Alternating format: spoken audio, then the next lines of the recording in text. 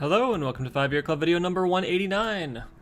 Inside the minds of the ultra-wealthy. Yesterday we discussed the psychology of poverty. So today I went looking for an article discussing how rich people think, but not just rich people, rich people, billionaires. And I thought it'd be fun to discuss. This is from February 19th, 2017, the New York Times, by Eileen Zimmerman. I asked the psychologist Brad Klontz to tell me more about what it's like to work with billionaires. I guess that's apparently a psychologist that works with billionaires. How are ultra-high net worth individuals different from run-of-the-mill affluent individuals?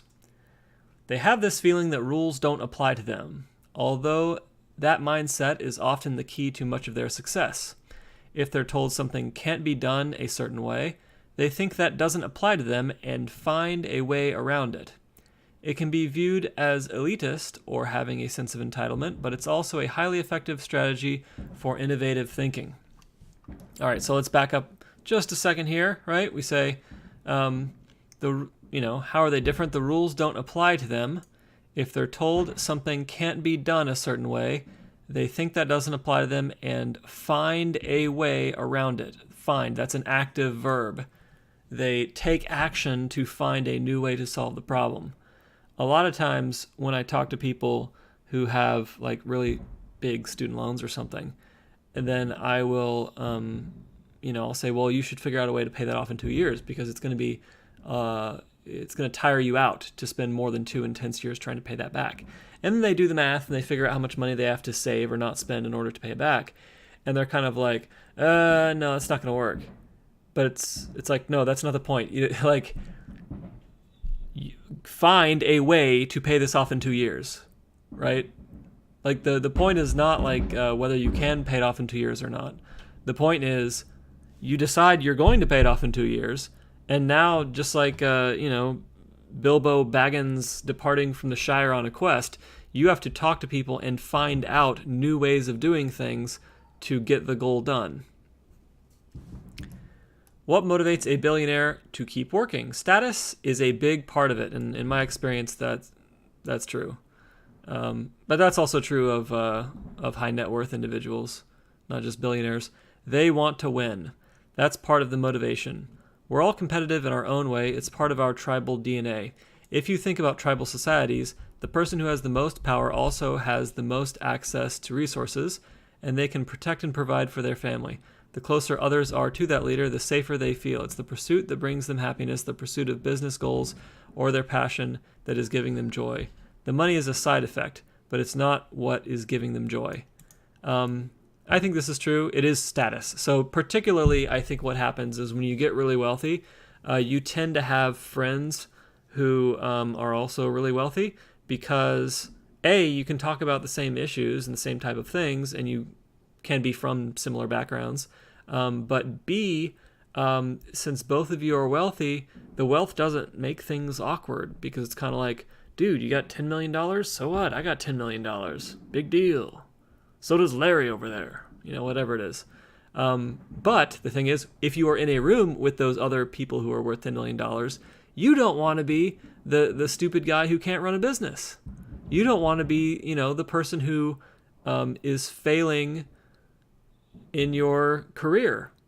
So, it's status among that high net worth group that is causing you to pursue, a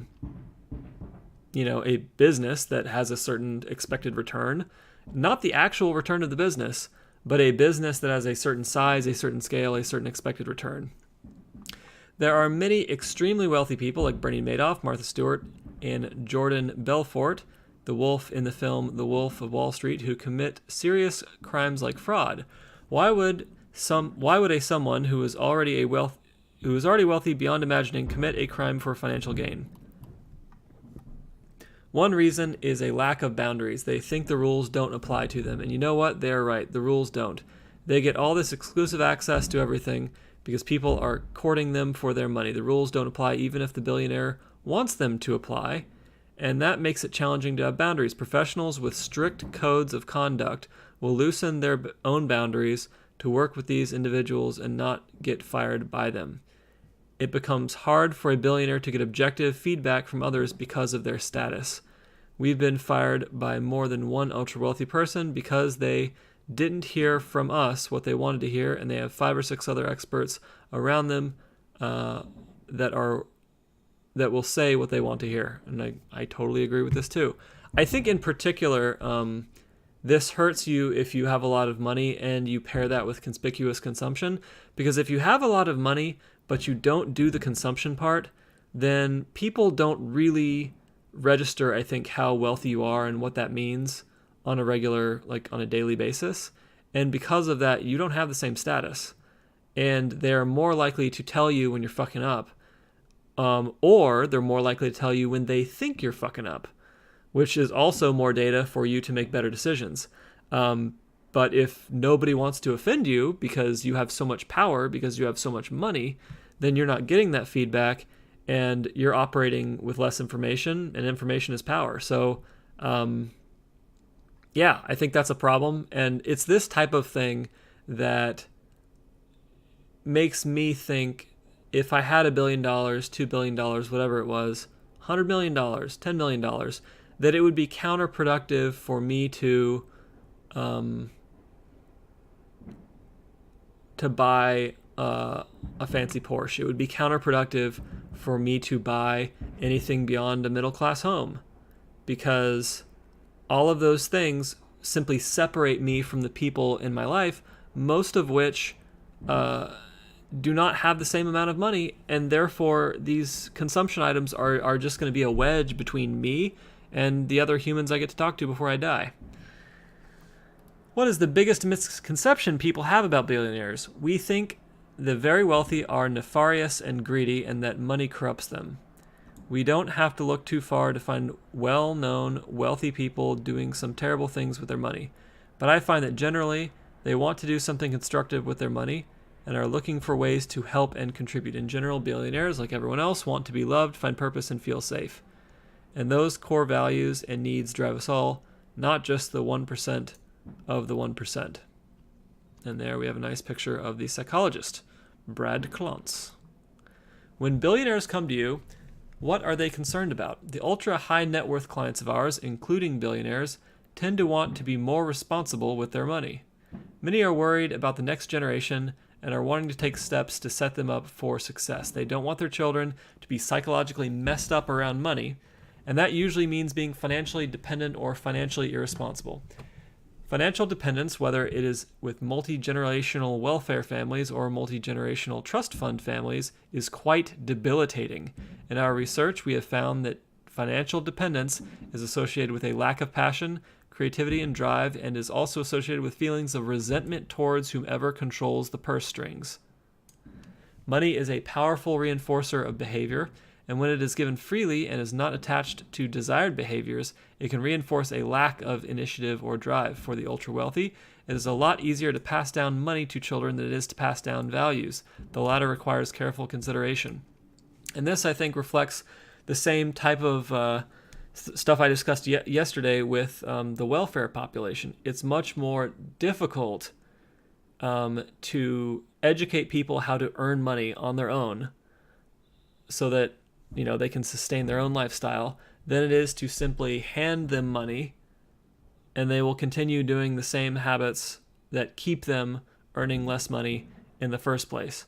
And, in the case of these ultra wealthy people, it takes a lot more time and attention to teach your kids how to be self-sufficient, how to simultaneously feel supported and feel like they need to own responsibility for being successful in life.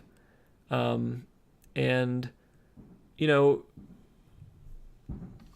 if we read on, I think this is going to say what I want to say now. If the wealthy individual is a first-generation earner, much of their success has come from long work hours and sacrificing time with their family.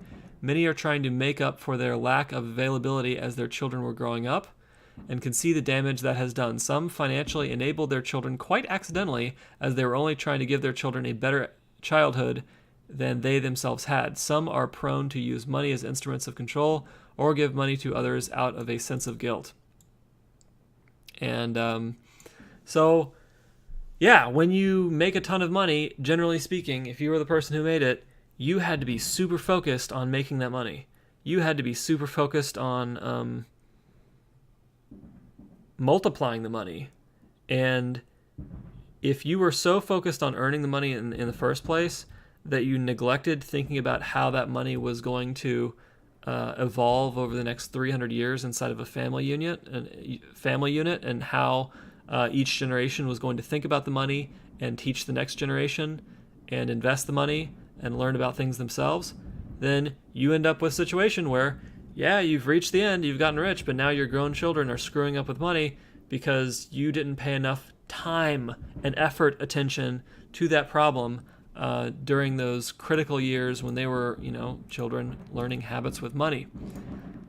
In situations where ultra high net worth individuals have inherited their money and their parents and grandparents were not successful in passing down a desired sense of drive and purpose, we work with them as they struggle to find meaning and purpose, since the drive to make money is not primary. Billionaires and other ultra wealthy individuals often question their own self-worth outside of their financial resources and success. They struggle with wondering if people actually care about them for who they are or for their money, fame, and or social status. Yeah. So I think this is like another, this is a downside of having a lot of money. Straight up. Is that I think it's a similar thing to if you have a super high IQ, right? Like Stephen Hawking, is that you don't know if people are attracted to this feature that you have that's odd and very rare, or if they're actually aware of and attracted to the whole package, everything that's going on. So I don't have a solution to that. Maybe this psychologist does. If you have too much money and feel like people only want you for your money, you should call them. How do you help them? What works in the business world in terms of communication and motivation does not work with intimate relationships, so we often work with them on improving their listening and communication skills and improving their relationship with a spouse, children, and extended family members. Sometimes we work with them individually, sometimes with them and their spouse, sometimes with the entire family, and sometimes with key business associates. We will often help them strategize on how to best help nurture and support their loved ones without financially enabling. We often use experiential techniques to help create motivation and insight with clients, where instead of just explaining what is happening, we show them. We focus on what we call exquisite listening. Well, that sounds nice. The ability to shut out all distractions and maintain a laser-like focus on what the speaker is saying with a deep curiosity about the feelings, values, goals, and internal conflicts the speaker is trying to convey. We also use our assessment tools, for example, money script assessments, which help clients identify their unconscious beliefs about money. So money scripts, I think I talked about scripts before, but, basically the psychologist has said, look, people typically think some subset of these 25 things about money, which one are you in? And then, someone says, well, I think this, and that. And then the psychologist can say, okay, well, 2 of those were good and 2 of those were very immature. So let's work on that. Is your counseling for a billionaire different from what it would be for a less affluent person? Not really.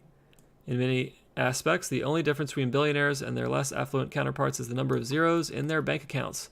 What can the rest of us learn from how billionaires work through their problems? The ultra-wealthy are not afraid to ask for help. They are more likely to have an internal locus of control, where they are quick to take credit for their successes and admit their failures, at least to themselves. In managing their often very complex lives, they have had to rely on a variety of experts to help them along the way. When they run into problems, they are less hesitant than most of us to seek help from someone who is an expert. And this is totally true of most people I know, including myself. We do not network enough. We do not systematically say, I need to learn about these 5 things, and therefore I need to find 5 experts in these 5 things, and I need to buy them lunch, buy them dinner, talk to them, tell them their last book was great, whatever it is, but I need to talk with them, get them on my radar, get me on their radar, and have them in my network of people so that 3 years later I can ask them a simple question that's easy for them to answer, and they give me a nice, clean perspective that I probably wouldn't have thought of on my own. I certainly have experienced that in my friend network. Oftentimes I'll reach out to somebody asking about something, and they will point me in a completely different direction than what I thought initially, and that causes me to change my next steps in terms of my overall plan. So, yeah, don't hide. Get help when you need help. Don't be afraid of it. But also maybe realize that this is kind of a sales pitch for this psychologist at the end of the article, right? Because he's saying, like, don't be afraid if you're a reader. If you want to act like an ultra wealthy person, ask me for some help and pay me some money. Help you form an inheritance plan. For all those rich people in New York City, reading the New York Times. All right, that is it for 5-Year Club video number 189. I hope you enjoyed it. Hope you got a little out of it. The last thing that I will emphasize is internal locus of control, thinking that you can control your life, designing your life so that you can control your life, not accepting when you have put yourself into a situation that you can't control and saying, I'm in this situation, I can't control it, it's my fault that I put myself into a situation that I can't control, and so I need to, go look for a new way to handle this problem, a new solution that I can control, and that way when things go wrong, at least I have the ability to correct them instead of sitting back and saying, oh no. All right. Have a wonderful night.